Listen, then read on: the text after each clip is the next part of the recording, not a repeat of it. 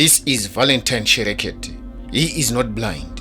He's testing his latest innovation. He is like many other young people in the high-density suburbs with brilliant minds who never gets to be supported.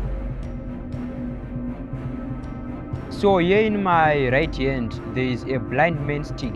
So this is a stick, right, which is made for someone who is blind. Someone who has lost their sight, maybe due to age, machembere, madara, or someone who was born blind of any age, or maybe even a teenager or a young person who has maybe long sight or a short sight.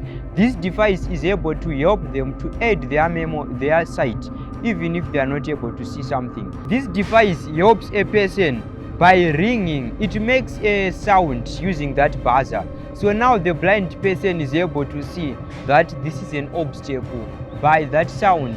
So we are assuming that the person is going to be blind, but they will be able to hear, so they won't be deaf. The buzzer is going to be increasingly ringing as you get closer to an object. What do I mean? This sensor over here is going to be continuously sending the signal, maybe from here up to here. So now when it's far away, right, when it sends the signal, it is going to travel for a very long time, because sound travels at 300 and something meters per second in air.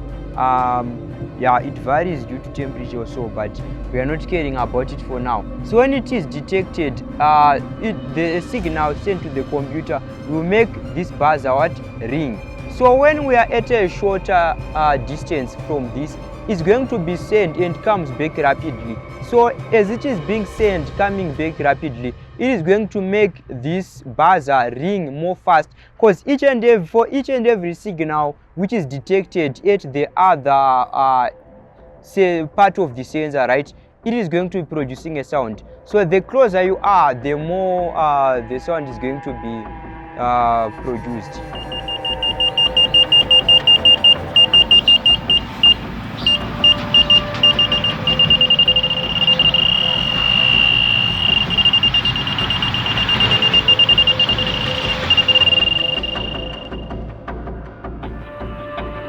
The mechanisms of how this device works include the basic computing principle. Okay, so what do I mean by that? We have our microcontroller over here, right? And then we have our sensor over here and an actuator over here. So what happens is that this sensor is going to sense what's in the environment, and then that information is going to be converted into binary information so that it passes as electrical impulses in these cables into this computer. And then this microcontroller is going to decide on what to do, acting as a person, right? Maybe like in order for someone to see, they have to look at something, right? And then photons from the sun bounces off that thing, enters the eye, and then the eyes, in the retina and other sensory cells in eyes, they convert that information, that image, into nerve impulses. Nerve impulses are then passed from the eyes to the brain, and then in the brain the person is able to recognize what I'm seeing over here is a stick. I'm seeing white color, red and black wire, right? So now for this device, it's the same mechanism. This sensor here, it's like your eye, right? So your eye is going to look at something, and this now converts the information from the outside into electrical impulses, which now pass to this brain. Now this microcontroller, just like your brain, is able to say that's an obstacle, that's not an obstacle, there's free space, there's no free space. And after that, once it sees that there's an obstacle, it now sends a signal to this actuator over here, which is a buzzer, right? And then it is going to ring. So now the person is able, when they hear a ring, they are now able to see that there was an obstacle or there was an obstacle. So that is how it aids a person who is blind or who is not able to see. Zimbabwe has many people with innovative ideas that have never been supported. These people include Maxwell Chikumbutso from Kuwadzana, who invented a car that uses radio frequency to generate electricity. Winfrey Mere from Glenview Township invented a self-charging inverter that can power an entire house at no cost. Many African countries lack structures that support innovation. There is a need to reform the education system to encourage creativity, innovation, and also intensification of public investment in research, development, and innovation. This means developing fresh and relevant learning and training approaches that foster and inspire innovation, invention, and product development. This TIC have been showcased to so many people.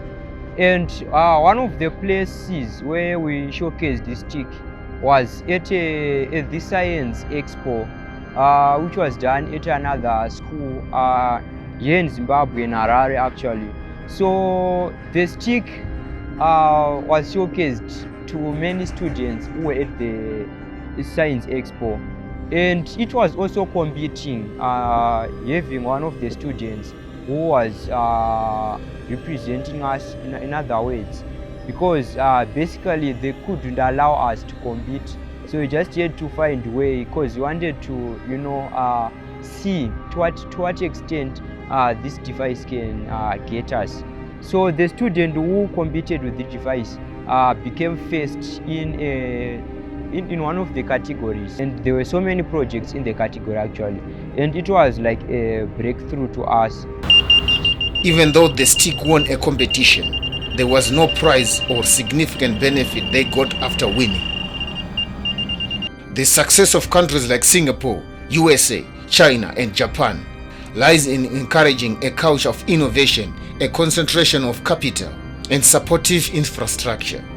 Take for instance a place like Silicon Valley in the USA. It is a successful city because of its culture of innovation and risk-taking. It is a place where failure is not only accepted, but often celebrated as a stepping stone to success. This culture encourages entrepreneurs to think big, take risks, and constantly innovate, fostering a hotbed of groundbreaking technologies and businesses.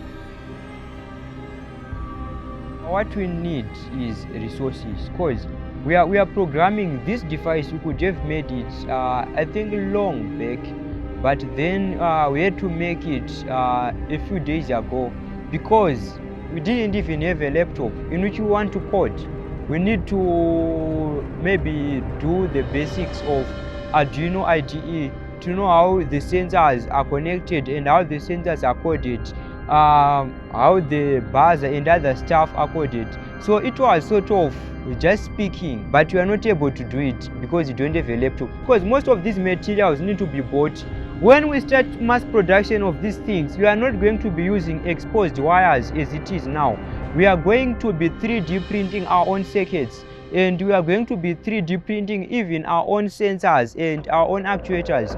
So we need maybe funds or resources to buy those things, so that we make you see this thing over here, right? It can be reduced to a small device which can only be fitted over here.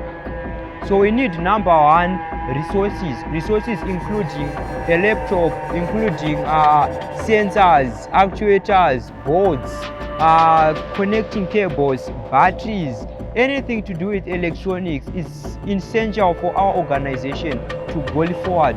We also need money, because sometimes we are having these transport constraints limiting us, because one of our team members will be living somewhere where they have to board 2 combis in order to come, so that we have a meeting, and one person is living somewhere away also. So like we are not having our meetings. Even data, like it's also expensive to buy data, so that we discuss even using basic WhatsApp or even to call each other. So like the monetary part is greatly limiting us.